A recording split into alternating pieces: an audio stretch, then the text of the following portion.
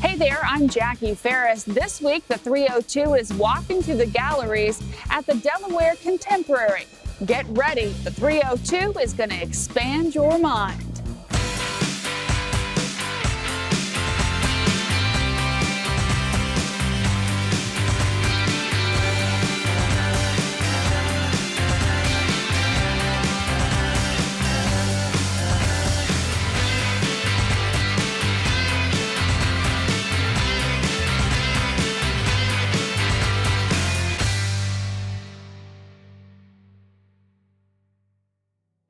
We are at the Delaware Contemporary, where a dynamic imagination and creativity comes to life in 6 different galleries. And I'm joined now to talk about all of the exhibitions and all the things that you can come and see both here and online by some of the staff members. First, we have Leslie Schaefer. She's the executive director, and Chase Doherty. She is the curator of contemporary art. Ladies, thank you so much for joining us. First of all, Leslie, let's talk a little bit about the overview. When people walk through the doors, it's amazing the scope that you have here. So much creativity, so much imagination. It's really breathtaking. In each gallery you go in, the new and fresh things that you see. And thank you for having us, and thank you for making that observation, because that is what we aim to do. We do set out every day trying to make sure that what we bring to our community is relevant, is timely, is providing opportunity for both our audiences and artists, established and emerging, to showcase work, to get us all to think about new things in, like you said, this really kind of amazing space. We've been here for about 20 years. The museum opened on the riverfront in the year 2000. It had been in existence for 20 years before, so we're a 40-year-old institution. This was an initial art patron and artist established organization. So throughout the 40-year history, we have been able to become a professional organization that can generate exhibitions with artists, around the world, as well as right in our backyard, and to hire and retain professional staff in order to do so. So we're really excited about that. I think what also makes us very flexible and relevant is that we don't have a collection. So what we focus on are the things that are happening in our world, meeting with our community leaders, our community neighbors, and our partners to establish, what would we like to talk about together? What makes sense, and the artists give us that means in which to have those conversations. So we feel very fortunate that we're able to do that. Now, Chase, how do you go about in a museum and like this in curating pieces that will spark the imagination, that will spark that conversation that Leslie was talking about? Well, we are working with our exhibitions within a season, and each season we have a specific theme. The theme that we're showcasing currently is objectivity. And so we're really thinking about each gallery speaking to each other and creating a comprehensive dialogue, so that as the visitor walks through, they're experiencing different aspects within that theme and having the opportunity to engage within the theme in all different areas. And that's something that we think about very intentionally, in line with what we want the visitor to experience when they're walking through the space. So when you walk into the space, you put your preconceived notions, you put the outside world, you leave it outside, and you have to come in and just open your mind and kind of feel the different vibes of each of the 6 galleries. I wanted to talk about the helicopter here. Now, this is an amazing piece. Can you tell us a little bit about it and how it just kind of kicks off, it has the imagination take flight, as it were? Sure, absolutely, thank you. So Gene Racho, who is a regional artist, and he's been working for quite a number of years, about 30 years, in various types of materials. He is particularly interested in these metals and bringing together objects that have a different association when constructed together, but they're very familiar when they take shape. And so we look at it and we say, oh, that looks like a helicopter, but upon closer image, you'll notice that it's not constructed like any kind of helicopter you might find yourself getting into or taking off from. It's also placed within the context of a museum gallery, so it's also an impossible feat to get out of here, and so he asks us to reconsider what we had been had been cultured to understand this particular object to be. I did want to add something to what you said earlier, which is, yes, we want you to leave at the door kind of these preconceived notions, and we also want you to be challenged by things that might you have an opinion about, you have a concern about, you have a relationship with, and try to rethink that. So you may still have it when you walk through the door, but it becomes something new when you leave. A new perspective. Exactly, right. I think when you go into the back gallery and you see the porcelain towers and the steps and the tree trunk that looks like 2x4s on the bottom, the steel magnolias, you can go on and on. I think it kind of lends itself to that. And that's a very special space. Can you talk about that space and why it's unique to the rest of the galleries? Well, what you just referenced is that he did, in fact, this artist, Monroe Eisenberg, use 2x4s to reconstruct an uprooted redwood tree. It comes out of his association with some time spent on the West Coast.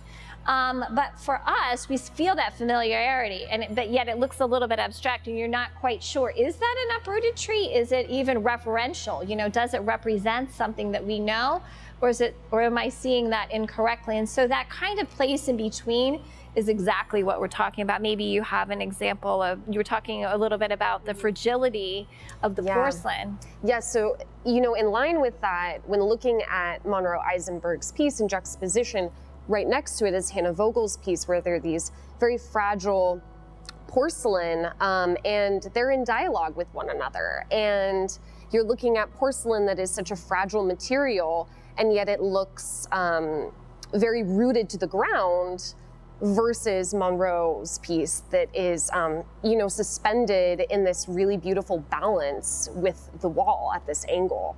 So we're going to dive deeper into a couple of the exhibits, but before we go to break, I wanted to talk to you. Tell me about the challenges you guys have faced with COVID and going virtual and limiting things. What have you been through?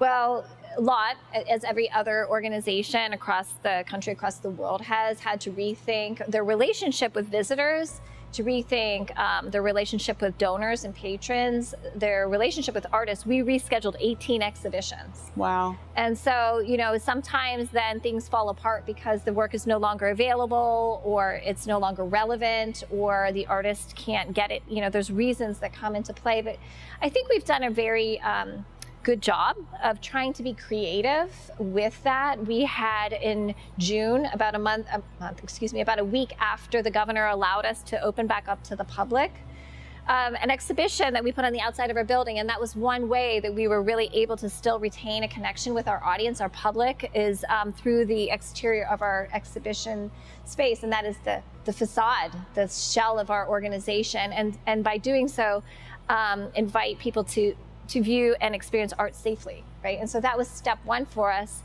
And then since then, I think we have been just very conscientious about the kinds of art that we might bring in here.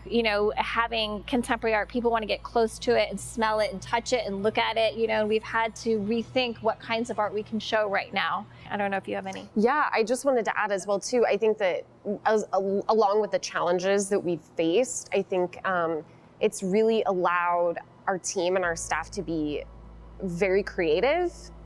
And this level of conscientious thinking has allowed us to really consider what we're putting out there for the community to engage in, and in really creative and wonderful ways. And it's really made us stronger and helped inform our practice.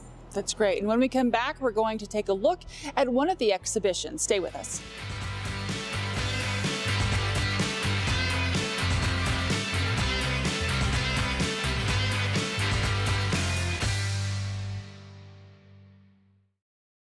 This is Ryan Grover with the Biggs Museum, and the 302 really captures the arts in our own backyard. Welcome back. We're at the Delaware Contemporary. We're talking about one of the exhibitions called Vessels. Now, ladies, we have been talking about challenging the way you think of traditional items. This really goes there and does that.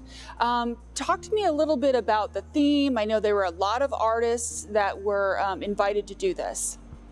So the Vessels Invitational is, as it was stated, an invitational where our guest curator, our former curator, Catherine Page, invited 24 artists to bring 31 vessels. And the word vessels here is the subjective statement in that they all are an arrangement of media, process, idea, all conceptualized into very unique forms. And that's probably about all they have in common, is that they are a three-dimensional form. And so we have here at the museum examples of so many different interpretations of what we traditionally think of as a vessel, from a boat, which has the reference point of being something that carries across the sea or across the land, to a bowl or some sort of container for what historically was oils, wine, water, and then to more decorative aspects of how we define vessels, what makes your home look prettier or holds flowers, or but these are all emerging contemporary artists from across the country. So they're not just regional, but from the west, east coast, middle of the country as well. And it really does span. I mean, you have some that are made out of feathers. You mentioned the boats made out of a material like a metal. There's one that you had pointed out made out of wood. Can you talk to us about that? Yeah, this piece caught my attention because it was just so unique, and it was an everyday object that we see as we pass through our world on our way to and from work and school and wherever you're going, and that is a telephone pole. But this artist found a historic telephone pole, a section of one that he then reclaimed as a vessel, using his highly skilled wood turning talent, his process of wood turning, and selected this because of the density of the material that historic telephone poles were made, and that's cedar. So cedar not only is really dense hardwood, it's a deterrent for pests, but it has gorgeous lines in it. And so as he used it to reveal the different aspects of and textures of the wood, he created this amazing and very unexpected vessel. Definitely. And I know when you look, there is one item that you might not think of in terms of being a vessel, and that would be the soft accents in emerald. Velvet.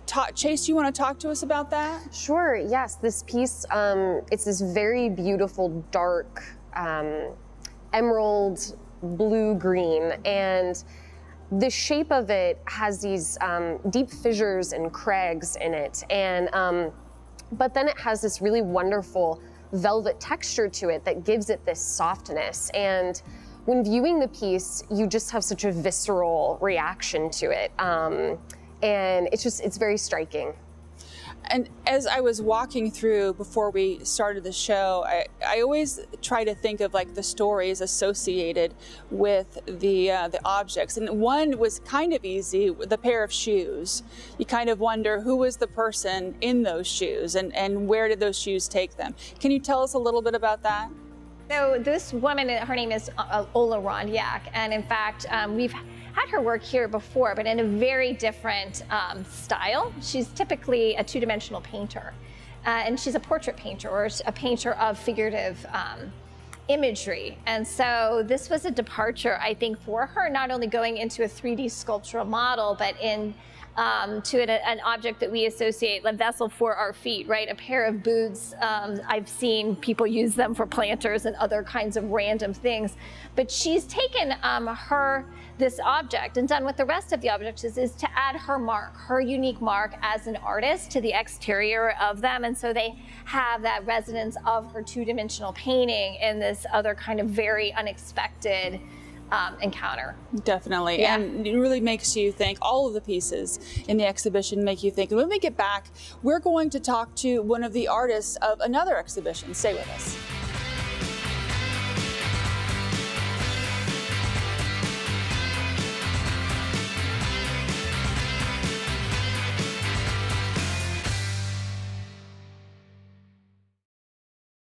I'm Leanne Schultz from Hagley Museum, and the chemical reactions on the 302 are amazing. Welcome back. We're in the back gallery and we're in a really amazing exhibit called Appearances. And we're here with one of the artists who kind of led the way for this exhibit, Lauren E. Peters. Lauren, thank you so much for joining us. Tell us, what is the meaning behind the theme of appearances? Sure. So I, in my own artistic practice, paint self-portraits, which I've been doing for a few years now. And I put on different wigs and costumes to change my appearance, to talk about the complexity of identity.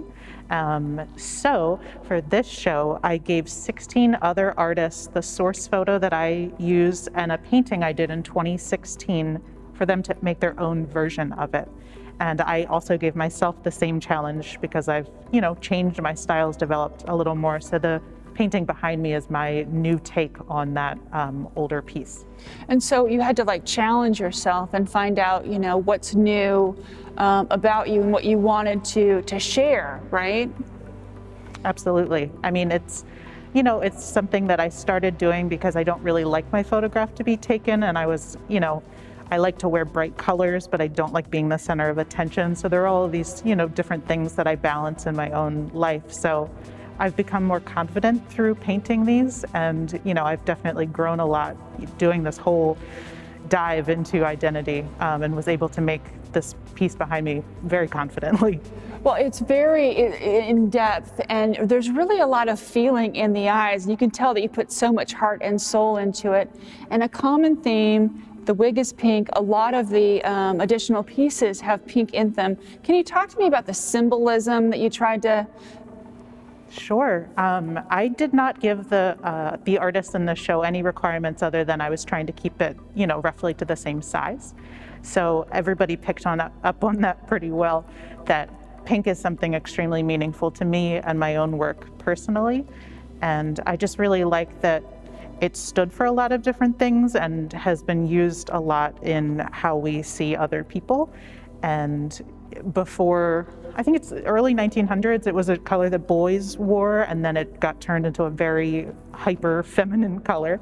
I think back to the pink triangle that gay people were forced to wear in the concentration camps. I mean, it's a loaded color, and I really like that because I'm talking about how complex humans are, that this color has come to stand for something that fits into that narrative. Sure, and even the exhibition is complex in that it's different. It's not just paintings. It's not just illustrations. You have textiles. You have. I'm not really sure. It almost looks like a dream catcher, which is kind of fits into it, but on the opposite spectrum. Can you tell us a little bit about that piece? Sure.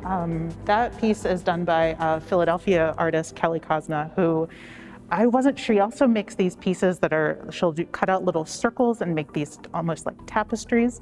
But her work, she plays a lot with color, and I mean the fact that she was able to do those tassels hanging down too just really makes it such a complex piece that also is just visually luscious.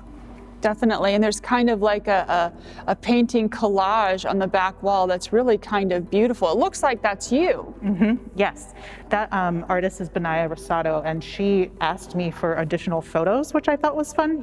Everybody had their own take or own questions on things, so I was in the dark just as much as anybody else. Well, you can tell that she really must like you and admire your spirit because it's so light and, almost angelic. So that's quite a compliment. Now, we're hopefully at the tail end of a pandemic. We're wearing our masks to be safe.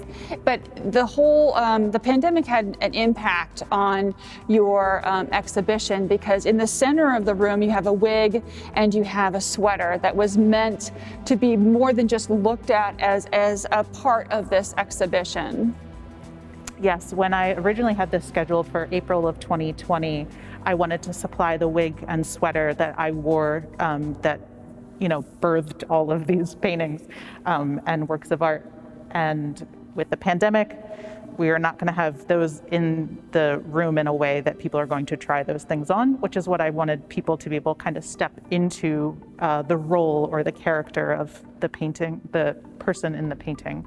So for the purposes here, we hung the wig and the sweater kind of at the height of, average human height, and put the mirrors in so that maybe while you're walking around the exhibit, you catch a glimpse of yourself in the mirror, maybe with a bit of wig or sweater in there. But I just really wanted people to also feel that they were stepping into the shoes of the person portrayed in these artworks. Well, I'm sure when they come that they will find it as enjoyable as we have. Lauren, thank you so much for spending time with us and talking to us about your work. Absolutely. Thank you, Jackie. We'll be right back.